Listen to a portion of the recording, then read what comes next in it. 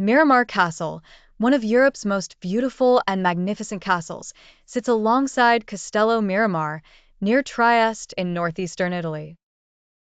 Built in the 19th century by Austrian Emperor Franz Joseph for Karl Junker and Archduke Ferdinand Maximilian of Austria, the castle remains a surreal sight on the banks of a beautiful river.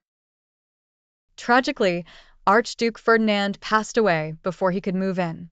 The castle is situated on a stunning 54-acre park filled with beautiful tropical trees and rare plants.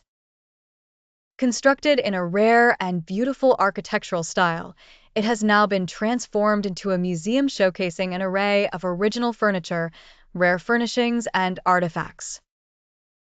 However, despite its splendor, the castle's history is marred by tragic events. After its completion, Archduke Maximilian and his wife lived there.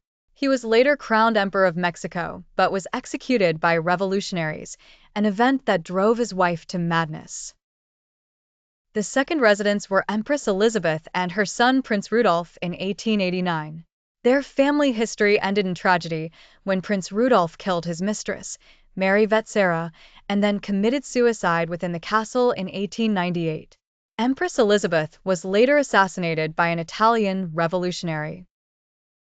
Archduke Franz Ferdinand, the third resident, met a tragic fate shortly after moving in when he and his wife were shot dead in a series of events that sparked World War I. The fourth resident, Duke d'Aosta, was captured by the British and killed during World War II. The fifth and sixth residents were two British generals who both died of heart attacks in quick succession. It was after these events that the castle was converted into a state museum. Adding to the castle's sinister reputation is the story of the cursed car of Archduke Franz Ferdinand. After his assassination on his way to Sarajevo, the car passed into the hands of General Podioreck, the Austrian army commander, who subsequently lost a battle, went mad, and died. The car then belonged to another Austrian officer, who killed two people in an accident and then died himself. The car next went to the ruler of Yugoslavia, who suffered 4 successive car accidents, lost an arm, and sold the car before dying.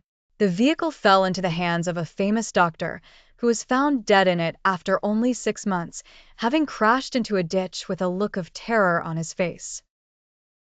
The car was then owned by a jeweler who committed suicide within a year, followed by a Swiss athlete who died in a crash in the Alps. A Serbian industrialist also met a grim end in it.